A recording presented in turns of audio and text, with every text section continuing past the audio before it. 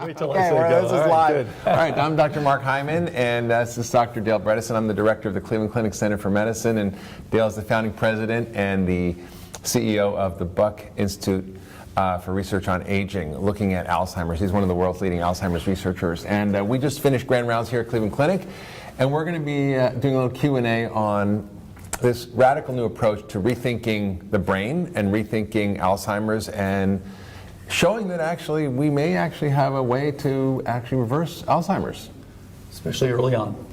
So in your grand rounds, you really got into this concept that the brain is very plastic, that it can change, that it can shift, that it actually can adapt to its environment for good or for bad, and that there's insults that happen that cause it to go down a path of degeneration, but there's also inputs that can happen that can actually reverse that process. And you presented some amazing cases of patients who actually had early dementia, that you implemented a whole series of interventions based on functional medicine principles of treating the system, not the symptoms, and you saw radical changes in recovery. And so how many patients have you run through this protocol? So there have now been over 100 have come through. Over 100 patients. And what percent of those patients have actually shown improvement or had reversal? Right, the majority of them. So we published the first 10, and then the first 10, 9 of them improved, and one who was very late did not. We now recognize several different types of Alzheimer's disease, and they respond differently. So some are easier to treat than others, and again, earlier better. And the ones that have specific types or are very late are more difficult. Out of the over 100 now, a number of them are too early to tell. And this takes typically 3 to 6 months to see a big effect. And so some of these are too early to tell, but the majority continue to improve. So what are the things that you're finding are really going on at the causative level? Right. And then what are the kinds of things we'll get into? What are the things that actually work on the therapeutic level? Right.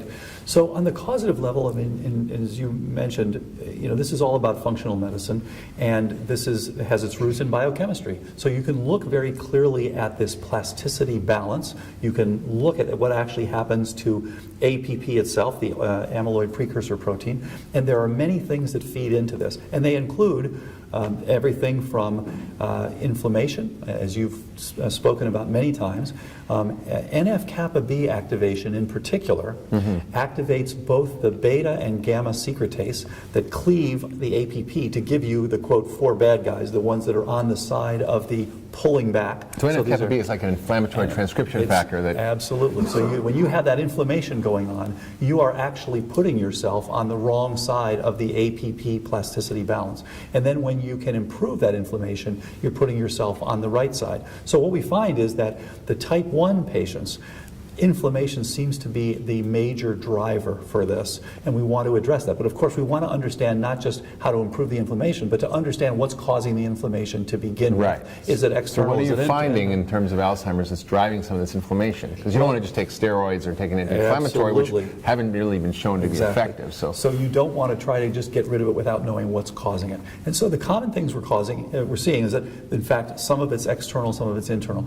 The internal drivers are what you've talked about a lot: glycotoxicity. So we call this type 1.5 because people who have, and the reason for that is because they've got both the inflammation and the atrophic part. So in fact, if you withdraw trophic support from neurons, what do? They start making amyloid. So it's a downsizer. It's a programmatic downsizer. Very interesting. So you mean sugar and insulin resistance? Right. So the insulin resistance gives you the atrophic part, and the glycated proteins cause the inflammation that gives you the type 1 part. So you get this combination of type 1 and type 2, which is why we call it type 1.5. So sugar is a big cause, and I think, just as you've pointed out many times, the sugar in our diets is giving us a lot of our illness. And then, of course, anything that trans fats that also do inflammatory processes, and then external inflammagens. So we're finding a number of people who have exposure to mycotoxins. This is turning out to be a relatively common cause of the underlying problem, and a big problem because you've got a mold. And then, as Dr. Shoemaker has shown, it's 30 different things in the soup that we're all breathing. It's not just the mycotoxins, it's the fragments, it's the mycobacteria, it's the inflammagens, it's the volatile organic compounds, on and on and on. We live in a toxic sea. We live in a toxic sea, that's absolutely right. And so you need to know what people does that really affect. So we want to check people's HLA-DRDQs to find find out, are you in the group that is sensitive, as Shoemaker has shown over the years? Yeah. And interestingly, almost all the ones who have that type are in the dreaded or in the highly biotoxin sensitive group. So it really fits very much with his model. And then, of course, as you know, there's that a would be lot. inhalation Alzheimer's you were talking about, which is really based on these inflammatory response, systemic inflammatory response. Exactly. And so it seems that you've got both the inflammatory response, where this is really about your response to it, but then others who don't have a dramatic response, but they therefore have more exposure to the toxin itself. And depending on whether you've got more inflammatory part, which gives you more of a type 1 look, or more of a toxic response, which gives you more of a type 3 look. These are two different types of patients, depending, and again, it's a so little what you're bit saying like, basically is just because you say someone has Alzheimer's doesn't mean you know what's causing it. Exactly. And it doesn't really help you figure out what to do about it unless you drill down into the sort of details of what the issues are that are creating imbalances, right? That's Whether exactly it's right. toxins or it's diet or various factors, mold. Right. So this is why I was saying that you shouldn't put a period after Alzheimer's disease. You should say Alzheimer's disease due to blank, blank, blank. You know, what are all the things that contribute? And that's what we've been interested in, to find all the contributors and then to address each of them. Again, very much like a functional medicine approach. So you mentioned toxic, and are you finding these patients have heavy metals or other exposure to toxins? How do you deal with that? So we absolutely are. So we find, as I mentioned, the mycotoxins and the volatile organic compounds and things like that. And then others, yes. And interestingly, we've had a number of people who will come in, have PET scans, classic for Alzheimer's disease, classic presentations for Alzheimer's disease, evaluation elsewhere that says, okay, you have Alzheimer's disease, nothing we can do about it. But when we look more carefully, we find just what your 2007 book suggested, that some of these people do indeed have high mercury levels. Now, the majority do not. But some, it is absolutely a critical contributor. And then we've been typically treating them with the kind of classic cube sort of approach with the, increasing glutathione and things like that. Helping the body detoxify, Helping the body detoxify. And as you know, it takes a number of months, but these people, clearly improve. And we look at also, how much is inorganic, how much is organic, that sort of thing. So you're finding insults like glycotoxicity, like mold, like heavy metals. Any others that are jumping out as causative factors? Yeah. So, and again, people who are long-term trophic withdrawal, people who are walking around with low vitamin D, low vitamin B12s. So it maybe not be what's estradiol, causing it, maybe what you're missing. Like it may be not an inciting factor, but like a... But it's a contributing factor. So that's where the type 2 comes in. So if you simply, again, you take the cells, you withdraw their trophic support, they will begin to make amyloid as part of a downsizing. So there are toxic insults, there are inflammatory insults, but there are also trophic withdrawals that contribute directly to this. And you need to identify and address methylation defects. Methylation defects, common. As you know, high homocysteine, very commonly associated low with B12, Alzheimer's. folate. Low B12s, low folates, these are all contributors. And what else? Vitamin D, you're talking about that. And Vitamin D, absolutely. Zinc and copper. Zinc and copper. And one of the things that we've looked at is the copper-zinc ratio. And of course, Dr. George Brewer from Michigan has spent his career looking at this ratio of copper to zinc and showing that high copper, low zinc is often associated with dementia. This was published by others as well. And that correcting that can be helpful in a number of people. And how are you correcting that? Typically, we use the Brewer protocol, which is typically zinc picolinate, a small amount of manganese as well, some vitamin B6, and acetylcysteine. So a pretty typical protocol for reduction of the copper, increasing of the zinc. This and of course, actually speaks. High dose of ascorbate. It's sort of interesting. The whole concept of dementia is that a metabolic encephalopathy is sort of it's a common pathway for many different brain insults, whether it's autism or Alzheimer's. And I often see the same pathologies at either ends of the spectrum. And in fact, even in psychiatric illnesses, Carl Pfeiffer looked at this years ago, looking at these same things of copper-zinc ratios and all these various deficiencies. And I think the problem has been that everybody wanted one thing. And so, in fact, as you know now, there are many different microorganisms associated with Alzheimer's disease, especially in biofilms. So everything from P. gingivalis to HSV1 to spirochetes, Borrelia burgdorferi, you can go on and on and on. All of these pathogens that are associated. And each time they say, well, this is the cause of Alzheimer's. Well, in fact, we're breaking Koch's postulates here. Because we're saying it's not just one thing. There are many different things that you can get in your brain. So if you've got a problem with your oral oral brain barrier, or if you've got a nasal issue and you've got chronic inflammation through that. And interestingly, for years people have said Alzheimer's has something to do with the nose because it's the rhinencephalon. You look at the pathways, it's clearly nasally related. That's been written about for years. And yet it's not clear what's causing it. Well, I think now we're starting to see this, and that's one of the reasons for IAD. So these people are being exposed to chronic inflammation that's coming in through the nose. Yeah. And then, of course, gut is another one.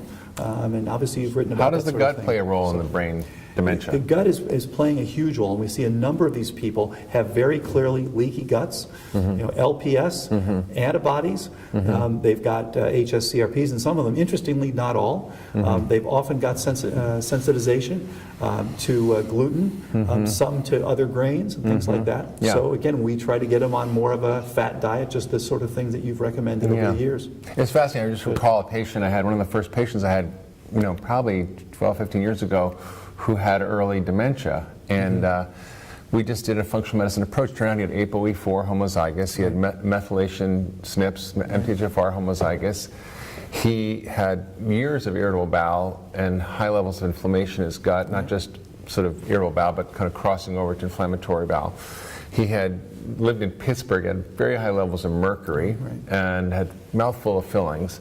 And he had very high levels of homocysteine and methylmalonic acid, and we basically addressed all these factors, and his brain recovered, and it was sort of a shock to me. And I called the neurologist, like, how does this happen? How do you see people's scans improve and their neurocognitive testing improve, and them objectively get better and subjectively get better? Sort of a shock. Yeah. And this is a major paradigm shift, right? Absolutely. And I think we have to get rid of a lot of our old ideas that this is untreatable, that there's only one thing that's going to ultimately cause this, that we give a pill for it.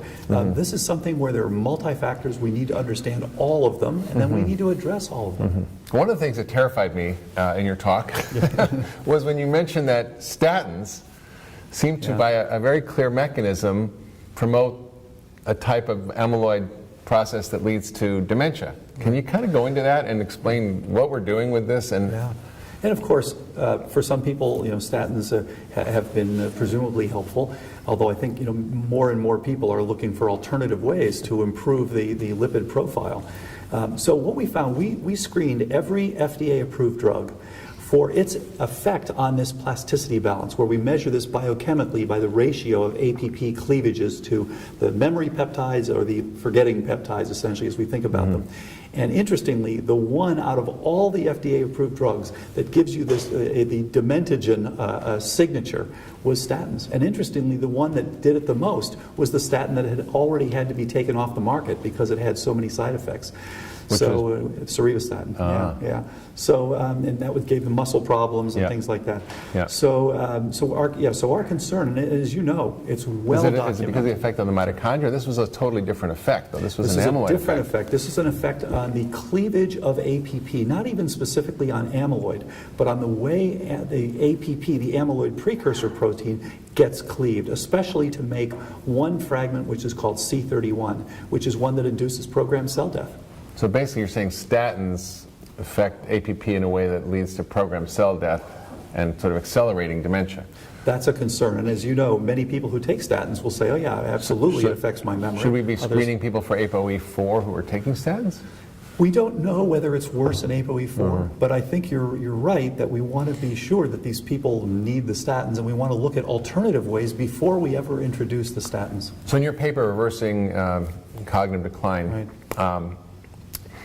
you talked about different kinds of diets and ketogenic diets and fat in the brain. Could you kind of go into that a little bit? Because on the one hand, we're talking about statins causing it, and low-fat diets maybe contributing. And can you kind of explain what you're finding about that? Absolutely. And we look carefully because, as has been pointed out repeatedly by you, by David Perlmutter, by others, low cholesterol is associated with brain atrophy. So the last thing we want to see is people with cholesterol, especially cholesterols below 150, are concerning to us. Total cholesterol. Total cholesterol, now, obviously, there are many, more nuanced ways to look at cholesterol, but we worry about people who are low fat. We worry about people who have low cholesterols.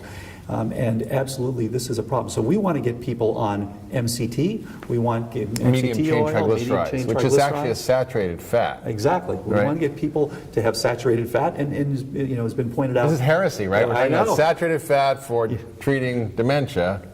So which organ are you going to pick, your heart or your brain, or does it matter? Or Well, the hope is that you're going to do well with both, right? Right. Yeah, that's so, I mean, it sort of goes to the concept of, is there one diet that's good for your brain and one that's good for your heart and one that's good for cancer, and they're all different? So you have to pick your disease, or is it really that there's one way of eating that can help support all of these diseases going away? And I think the latter. I think we're going to, Yeah. you know, certainly, understanding lipid biology better is going to allow us to do the right things for the heart and the brain at the same time. So when you were writing that paper, you mentioned ketogenic diets. What's Right. been the thinking behind that? And actually, the reality is, although I didn't put it in the paper, we suggested that people read your book, actually, on the blood sugar solution, or also read Joel Fuhrman's book if they were interested in more of a vegetarian style. Right. And obviously, we're getting better and better with understanding. And obviously, you've got the new book, Eat Fat, Get Thin, which changes even further some of the diets. I think we're getting better and better about understanding what is the best diet for the brain. And absolutely, the key to this is changing from a carbohydrate-based diet and to a lipid-based diet. Yeah. That seems to be the best for the brain. So we're here at Cleveland Clinic, and we've been having conversations about research. And one of the challenges that we've found is that much research is just looking at one disease with one variable. Right. But now we're talking about collaborating on doing a research program that looks at maybe 100 things, Right. or 500 things. Right. How is that changing the model? Well, I Because think we're all, it's- the randomized control trial was just one variable, one outcome, and how do we reframe research around this concept? And it's fascinating to me that physicians, for thousands of years, have been dealing with these incredibly complex organisms, right? And then here, you've got your 3.3 billion base pairs, and that's just the beginning. You've got your epigenome and your proteome and all this. And then they're saying, well, let's just fix one thing. It really doesn't make sense. And I think in years gone by, when we didn't have the ability to look at these 100 or 500, you couldn't do a whole genome screen. Then you had to do that. You didn't have any other choice. But now we're able to look at this. We're able to look at, we can tell you what your hippocampal volume is percentile-wise, and we can tell you, what your entire genome shows and all these sorts of things. So absolutely, when we take advantage of that, we get better diagnostics, we get better subtyping, we get better ability to make it, to improve things. And that's exactly what we're seeing, especially in chronic illnesses and especially with early dementia and early pre-dementia. So what's overwhelming, I'm sure, for many viewers is that how do we then take this and operationalize it? How do we, as physicians or practitioners, apply all these variables clinically, and how do we intervene with our patients to effect change? And if you're a patient or someone listening who's actually concerned about getting it or has someone in their family who has it, how do you begin to kind of address this? And I think if you're willing, maybe you could share a little bit about your vision about how we go about scaling this and making this happen. Right. So as physicians, as practitioners, we need larger data sets, unquestionably. We need a different way to practice medicine. We need more interaction with Silicon Valley. We need more computational biology. We need more computational algorithms guiding us. Say, okay, given all these ratios, et cetera, why should this be restricted to derivatives on Wall Street, right? Right. Let's make people better using computational biology. We need a functional medicine. We need functional medicine taught in the medical schools. Yeah. When you and I came through medical school, you long after I did, but when we both came through, we were never taught this. It was all about get that drug, find that drug. And it was all about what it is, what's the diagnosis, instead of why it is. Right. So we need to change all these things. And I think a large part is going to be able to have algorithms where you can say, okay, what type do I have? What are all the contributors to my congestive heart failure, to my Alzheimer's disease, to my Parkinson's, and to address all these things. And that is where functional medicine's going. Yeah. So to have the first center here at Cleveland Clinic is going to be exciting. This is hopefully a model for the rest of the world. It's great. It's very exciting to have you here, Dale. And the future is very bright for our brains, it seems. I hope so. I think things are going in the right direction. Yeah. Great. Well, thanks for joining us at Cleveland Clinic, Mark. and look forward to collaborating. And thanks everybody for watching. And thank you. More to come. Thanks, Mark.